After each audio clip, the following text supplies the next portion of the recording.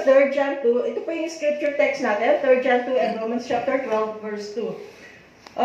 Sabi po sa 3 John 2, Beloved, I wish above all things that thou mayest prosper and be in health, even, take note of this, even as thy soul prospereth. Sa Romans chapter 12, Yes. hallelujah. Gusto kong mag-start sa sa verse 1. Sabi po sa verse 1 and 2, Therefore I urge you, brothers and sisters, in view of God's mercy, to offer your bodies as a living sacrifice, holy and pleasing to God.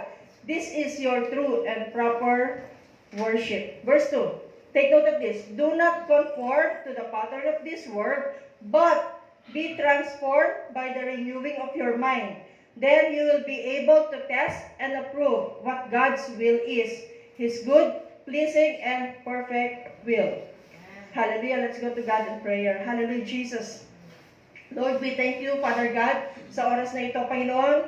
Hallelujah. Alam po namin na ang presensya ay nasa aming kalagitnaan sa oras na ito, Panginoon. Hallelujah. And I pray, Lord God, for wisdom and revelation of your word. Holy Spirit, guide me, lead me. Kayo po ang manguna. You are our great teacher, Panginoon. Hallelujah, Jesus. Holy Spirit, malaya kang kumilos, malaya kang magpagaling, malaya kang magpalaya sa bawat isa sa amin. Hallelujah, Jesus. We thank you, Lord God. I humble myself unto you, Lord God. Use me as your mouthpiece, Panginoon. Hallelujah.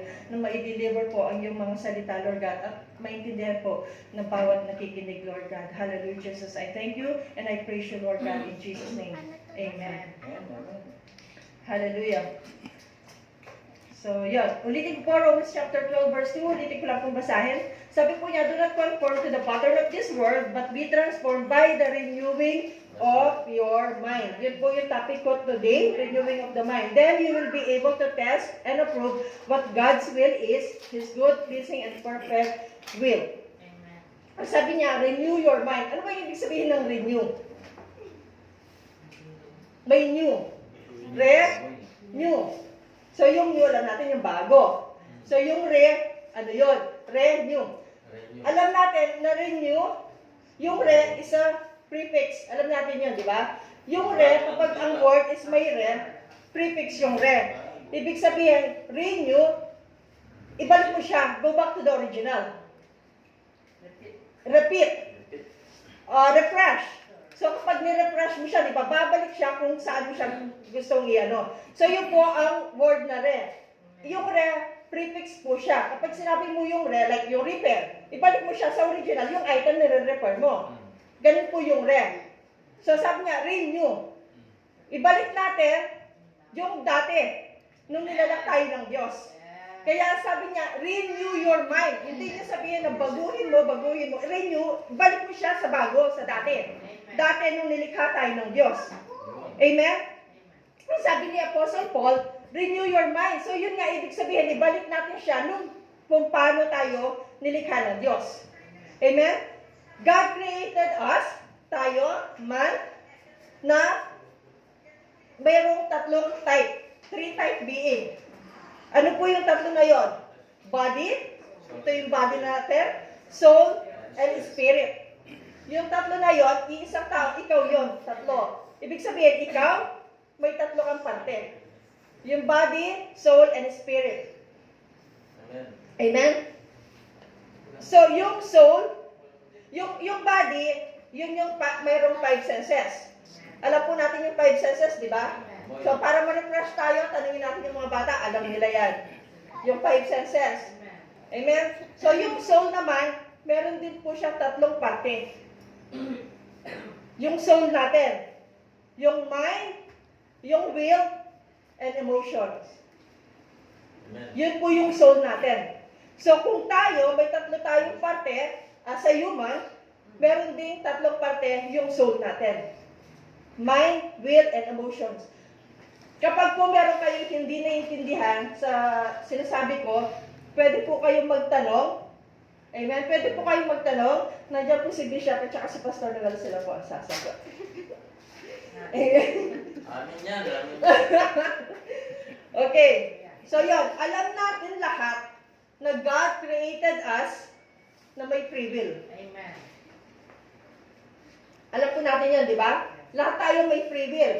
Kaya nga nung si Eva at si Adan nagkasala sila, hindi nag-interrupt ang Diyos nung nag-uusap si Eva at yung snake. May sarili tayong will. May sarili tayong desisyon. Amen? So kaya sila kasi kung ang Diyos kaya niyang i-interrupt yun, kaya niyang pumasok doon, hindi na niya ahayaan na magkasala pa si Eva at saka si Adan. But since God created us with free will, katulad niya, may free will, hindi siya inayaan niya kung ano yung maging desisyon ni Eva. Yun ang free will. Amen? Ngayon, bibigyan ko po kayo ng 3 principles about human will. Alam niyo ba na ang pinaka-powerful dito sa earth is yung human will? Amen. Yun ang pinaka-powerful. Bakit? Kasi kahit ang Diyos hindi niya kaya kontrolin. Ibigay na niyo. Self-will. Ang Diyos mismo hindi niya kayang kontrolin yung free will, yung human will. Yung human will, hindi niya kayang kontrolin. Bakit? Kasi yung nature ng will natin na binigay sa atin ng Diyos implies self-control. So ikaw yon, ikaw mismo. Tama yan. Amen? So hindi kasi sabihin ng Diyos, hindi yan ang gagawin mo. Sabi nga nila, lagi ko naririnig, kahit si pastor narinig ko sa kanya, pastor Lugat, hindi tayo nilikha ng Diyos na robot. Amen. May free will tayo, as a human will, yun ang binigay sa atin ng Diyos. So tayo yung magdidesisyon, nasa sa atin. Amen? Ngayon, number 2, the will control the destiny of man because your will is yours. Kumbaga, kung ano yung destiny mo ngayon, kung ano ka ngayon, yan ang decision mo nung dati. So, kung ano ka ngayon, dahil yun ang naging decision mo dati. Naiintindi na kukuha po natin? Kasi kung yung destiny natin, tayo yung gumagawa, di ba? Amen. Depende kung ano yung gusto mo, kung ano yung naging decision mo. Yes. Amen? Amen. Tandaan po natin na ang pinaka-dangerous gift na binigay ng Diyos sa atin is yung will. At yung pinaka-precious din na binigay sa atin ng Diyos is will din. It is dangerous and it is also precious. Bakit siya naging precious? Kasi kung ano yung meron ng Diyos na will, meron din tayo. Ibigay yan. Kasi di ba, kinilikha nga tayo ng Diyos, nakawagis niya, nakatulad niya. So, may will ang Diyos, binigyan din niya tayo. Ang dangerous naman, yung will na binigay sa atin ng Diyos, yun din ang nagbigay sa atin ng ability para lumaban sa will ng Diyos. Gets niyo po, nakukuha niyo, nakakapalo kayo. Amen. Amen? So, it is dangerous because you also have the ability to choose against God. So, yung will na yun ang nagbigay sa iyo ng power para labanan mo ang Diyos, para labanan mo ang salita ng Diyos. Amen. God intended to use the will of man, yung will natin, to fulfill His will. Yes. At gusto ng Diyos, gamitin natin yung will natin para ma-fulfill yung will niya. Yun ang gusto ng Diyos. Ang problema, yung will na binigay sa atin ng Diyos, yun ang naging daan para piliin natin na gawin yung mga bagay na hindi kalugod-lugod sa Diyos. Yung hindi niya will, yun ang ginagawa natin. Tama. Nakukuha nyo? Kung ano yung will ng Diyos, kung ano yung gusto ng Diyos na gawin natin, hindi natin ginagawa. Kinreate tayo ng Diyos, binigyan niya tayo ng will para gawin natin kung ano yung will niya. Kaya lang, yung will na binigay sa atin ng Diyos, yun pa yung nagbigay ng power sa atin para labanan kung ano yung will ng Diyos, para hindi gawin kung ano yung gusto ng Diyos. Amen? Amen. The will lives in subconscious mind. The will lives in our subconscious mind. Subconscious mind is our heart. So, ibig sabihin, yung will natin, nasa heart natin. The will lives in our heart. Amen. Meron tayong dalawang mind, di ba? Amen. Alam po natin yan, di ba? We have two minds. Ang conscious mind at saka yung subconscious mind. Yung subconscious mind, yung below, nasa ibaba. Makinig po kayo mabuti. Yung subconscious mind, yun po yung parang machine. Siya yung nagre-record. Kung ano man po yung naririnig natin, kung ano man po yung nakikita natin ng five senses natin, ng body natin, pumapasok siya sa conscious mind natin, tapos ang conscious mind natin, dinideposit niya sa subconscious mind natin. Nire-record niya. Amen? Ibig sabihin, ang conscious mind natin, siya yung nagpapakain sa subconscious mind natin, sa puso natin. Sabi natin kanina, yung subconscious mind lives in our heart.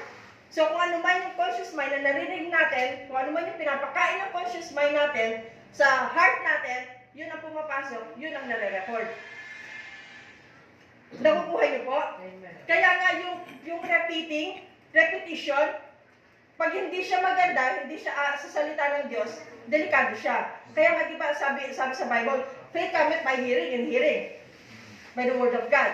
Pero kapag against sa salita ng Diyos, yung naririnig natin like sa media, sa Facebook, sa YouTube, kung yun lagi yun ang pinapanood natin, yun lagi ang naririnig natin, pumapasok yun sa conscious mind natin at nade-deposit yun sa subconscious mind natin, sa heart natin. Yun po yun. So kung ano yung pinapakain mo, kung ano yung pumapasok sa conscious mind mo, yun ang pinapakain natin sa puso natin, subconscious mind natin. Yung renewing of the mind po, na topic ko ngayon, saglit lang po siya na gusto ko lang pong ipakita sa inyo kung paano. Kung paano, okay? So, ang conscious mind po natin, the more na pinapakinggan natin, anumang klaseng information yan, kapag pinapakinggan natin na siya ng paulit-ulit, magre-record po siya or sabihin na natin na magda-download siya sa puso natin. Nagigets niyo po? The mind is the center of thought. Kasi siya yung nag-iisip.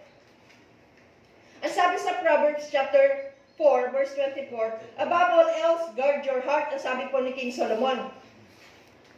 You are whatever in your subconscious mind. You are whatever in your heart. So ikaw, dati sinasabi ni Pastor Noel, ito hindi ko maintindihan. Sinasabi niya dati, sabi niya, hindi talaga ikaw yan. Ang totoong ikaw, ang tunay na ikaw, is yung puso mo. Sabi ko sa sarili ko, paano hindi ako to? Ako to. Sabi niya, ikaw talaga, kung ang totoong ikaw is yung puso mo. Sabi ko, puso ko to. Di ako ito, paano naging hindi ako? So, parang nalito ako doon. Nalito talaga ako doon. Hindi ko siya gets, hindi ko siya maintindihan. So, ngayon, naiintindihan ko na. Naiintindihan. Kayo, alam niyo yun? Kasi ilang beses ko yun naririnig pag nagpipreach si Pastor Noel. Hindi ikaw yan talaga. Ang totoong ikaw, ang tunay na ikaw, is yung puso mo. So, ang sabi ko sa sarili ko, puso ko naman to. Ako naman to. Paano hindi ako to? So, yun ang tanong ko. So, nalito ako doon. So, ngayon, balik tayo. Yung subconscious mind natin, sabi ko kanina, nasa heart natin. So, kung ano man yung nagkocontrol, kung sino man yung nagkocontrol ng puso mo, yun din ang nagkocontrol ng buhay mo. Kaya nga, ang sabi sa Proverbs 57, pour out of the abundance of the heart, the mouth speak. Ibig sabihin, kung ano yung pinasok mo sa subconscious mind mo, kung ano yung dinownload mo sa subconscious mind mo, lalabas yun sa bunganga mo. Lalabas yun sa bibig mo. Kasi yun ikaw. Dahil yun ang pinasok mo sa puso mo. So kung malalaswa yung mga sinasabi mo, nandun yun sa puso mo. Dinownload mo yun sa puso mo. Pinakinggan mo ngayon ang pinakinggan, kaya nandun sa puso mo, kaya lumalabas sa bibig mo. Mundo ang bibig, yun ang laman ng... Kung ano ang laman, at kung ano lumalabas sa bibig, yun ang laman ng dibdib, yun ang laman ng puso mo. So kung malaswa yung pumapasok, kung pagmumura yung pumapasok sa bibig mo, yun ang laman ng puso mo. Yan ang lumalabas din. Ibig sabihin, naka-download na siya. Hindi mo na yung matatanggal. Lumalabas din. Kailangan di-delete. Kailangan niya delete. The mind is the center of the soul. Sabi ko nga kanina, ano yung soul? Soul, may tatlong parte siya, yung mind, yung will, at saka emotion. So, itong tatlo na to, ito yung nagbubuo sa soul natin. So, yung feeling natin, tsaka decision making, nasa soul natin. Nandun siya sa mind, sa will, and emotions. Nasa soul natin yung decision making. The battle in life is in the soul of man. Tama yan. Yung battle po ng tao, tatlo tayo, di ba? Body, soul, and spirit. So, yung battle, sa tatlo natin na parte, nasa soul. Mamaya po ipapakita ko sa inyo. Ang sabi sa Proverbs 11, nabanggit ko kanina, di ba? Yung soul natin, hindi siya born again. Yung espiritu lang natin ang born again. Kaya nga, sabi ni Apostol Pablo, kailangan natin i-renew yung mind natin. Kailangan natin siya ibalik kung ano siya dati. Nung kinreate tayo ng Diyos. Amen? Ang sabi sa Proverbs 11:30, He that winneth soul is wise. Bakit niya sinabi yon? He that winneth soul is wise. Kung sino man daw yung nakakakuha, nakakawin ng kaluluwa, wise daw po siya. Bakit? Kasi napakahirap po na i-win ang soul. Ang espiritu, madali lang yan. In just seconds, pwede kang ma-born again, di ba? Tanggapin mo, pag narinig mo yung salita ng Diyos, tanggapin mo yung salita ng Diyos, bilang Panginoon mo at tagapagligtas, born again ka na. Nawin mo na yung soul niya. Nawin mo na yung espiritu niya. Pero ang soul, it takes a longer time para mawin natin. May process yan. Proseso. Maraming taon. At depende yon sa'yo. Kung hanggang kailan mo siya gusto Yes. na bumalik sa dati. May decision yan. Depende sa'yo. Desisyon. Depende sa decision mo, depende sa choice mo. It's a Tama yan. matter of choice. Depende siya sa choice mo. Amen? Even our body. Madali lang, body. Sumasunod Si tayo. Satan, hindi siya after sa body natin. For your info po. Soul. Hindi siya after sa body natin. Si Satan, after din siya sa espiritu natin. Kasi alam niya na nagmamay-ari na ng espiritu natin. Kaluluwa natin. Which is God. Ngayon, ang ginagamit ni Satan para makuha niya yung espiritu natin is our soul. Amen. Kasi magda-download siya na magda-download sa isip mo para pumasok sa puso mo.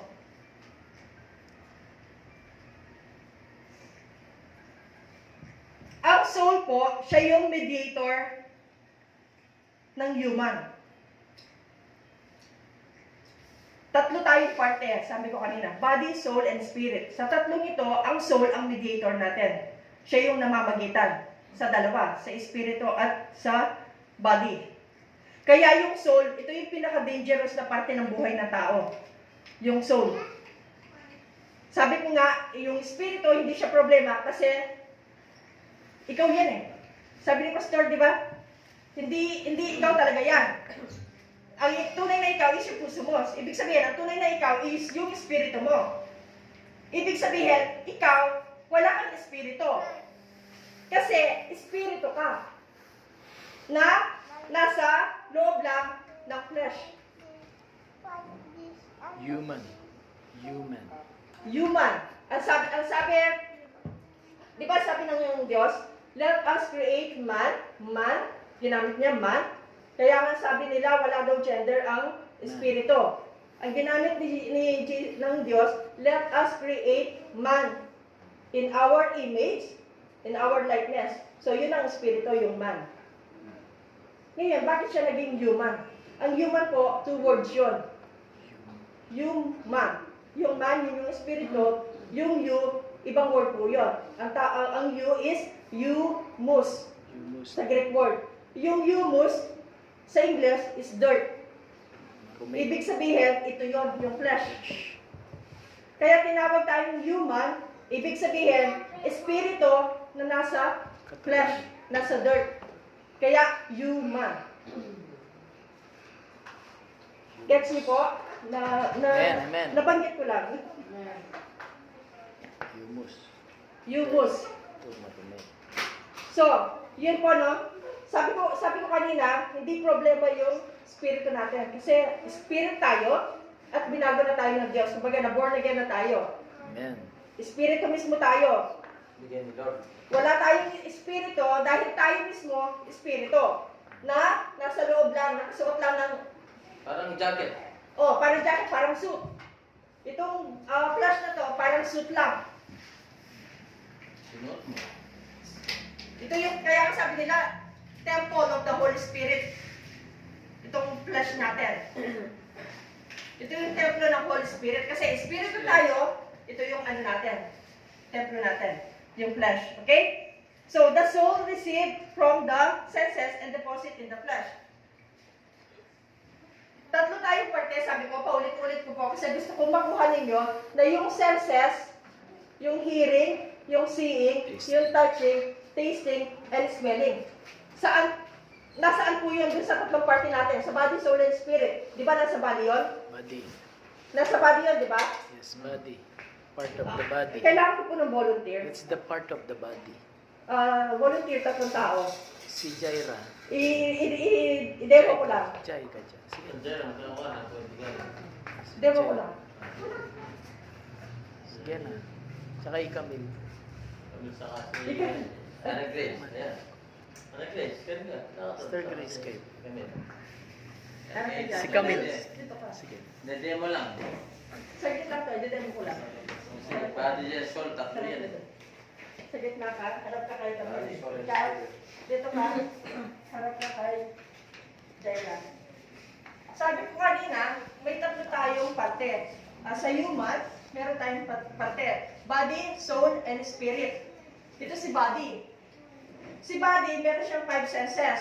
Ano yun? Seeing, touching, touching or feeling, tapos hearing, di ba? Smelling, tasting. Ito siya, si body. Si body. Ito si spirit. So ito, tayo ito.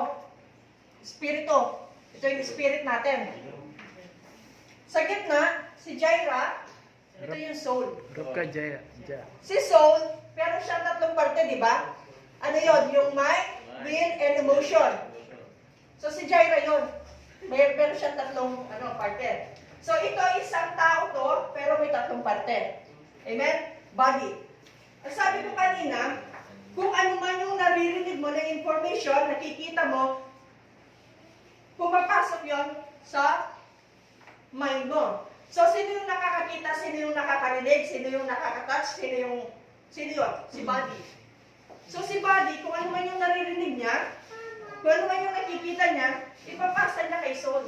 Ita-transfer niya kay soul.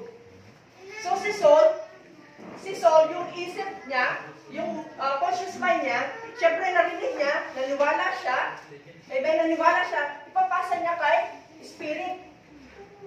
Spirit, lapit. Lapit yung spirit. The more na naririnig ni body, yung information, pumapasok kay Jaira, natatransfer kay Jaira, at si Jaira, binibigay niya kay spirit. Spirit to. Gets nyo? Kapag si spirit, kasi born again si spirit eh. Wow. Alam niya, unrighteous yun. Sabihin ni spirit, soul, unrighteous yung binibigay mo na information sa akin. Ano sasabihin ni soul? Yun ang binigay ni body eh.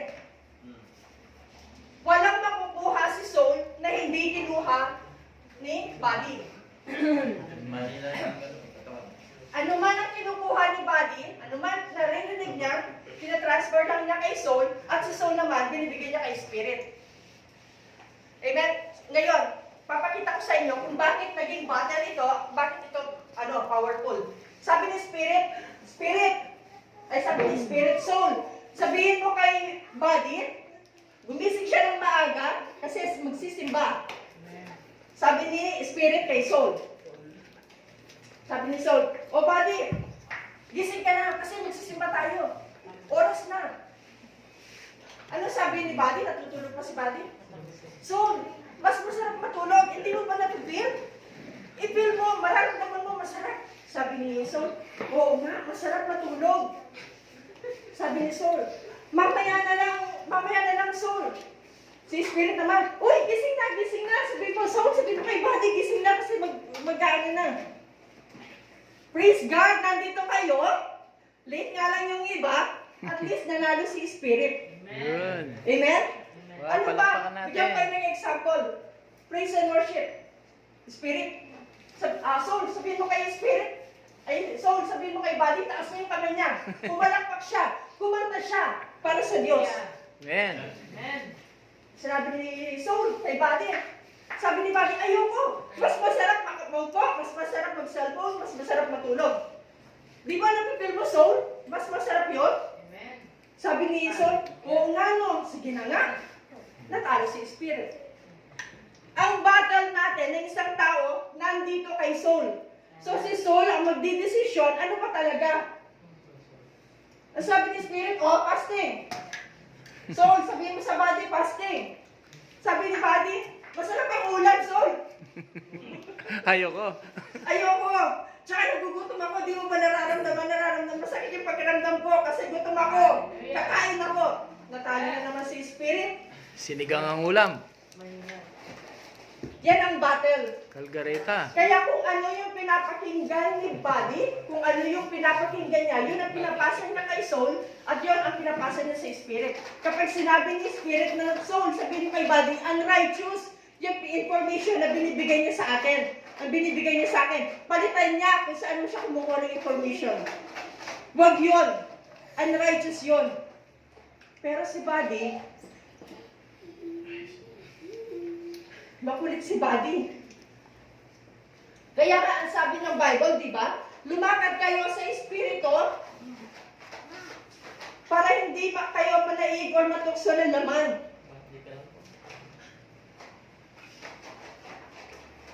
Ganito po yung battle natin every day, every moment, every single time. Alam ng Espiritu mo, minsan di ba na ano, uy, mali itong ginagawa ko. Pero sabi ni body, hindi, di ba masarap, soul? Hanggang matalo na si spirit. O huwag na tayong mag-attend ngayon, sabi ni body. O susunod si soul. Wala, tatalo na espiritu. Kaya nga sabi ng Diyos, punuin nyo na salita ng Diyos ang espiritu nyo. Paano? Kailangan si body makinig siya ng salita ng Diyos. Yun. Kailangan si body makinig siya ng salita ng Diyos. Para yun, ang salita ng Diyos, ang patransfer niya kay soul, at si soul, yun ang may bigay niya sa espiritu. At kapag puno-puno na ng salita ng Diyos, yun na lang ang lalabas sa bibig ni body. Yun. At yun ang masusunod. Nakuha niyo po? So ngayon, alam niyo na, kapag si soul, ang soul ninyo, sinasabi niya, huwag na tayong mag-attend. Alam niyo na, may battle yan. At lagi si soul ang nasa battle. It's either susunod siya doon or pasunurin niya si body para sumunod ayon sa salita ng Diyos. Kaya kung ano man po, like yung laro, kung ano man po yung pinapasok ninyo sa tenga ninyo, sa body ninyo, yun ang mapupunta kay soul at yun ang itatransfer niya sa spirit niyo. Kaya marami pong mga born again na hindi na hanggang ngayon, hindi pa rin nare-renew yung mind nila. Kumbaga, hindi pa rin sila, minsan nga hindi sila nag-a-attend eh. So, ibig sabihin, hindi pa talaga na-renew yung mind nila. Hindi pa sila bumalik sa dati kung paano sila kinreate ng Diyos. Kasi, iba yung pinapakinggan ni body. At si soul, sumusunod kay body, hindi sa espiritu. Kaya yung action ni body, against sa will ng Diyos.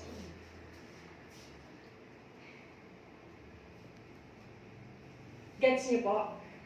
Malinaw po? So yun po ang battle natin. Si soul kay soul po ang battle natin.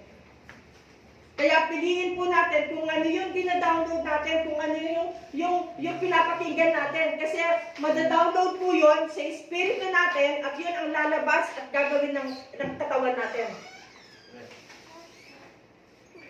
Amen? Amen. Thank you so much. Lakpan natin. Ayan.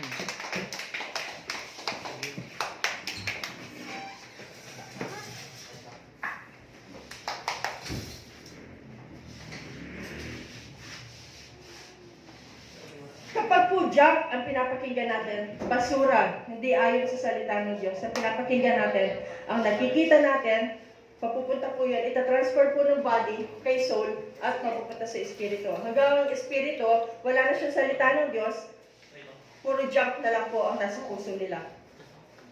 Ganun po ang nangyayari. Yun po ang battle natin every day. Amen? So, dito ko po, kung ano yung steps to renewing your mind. Dito na rin po akong tatapos. Kunti lang po yung i-share ko.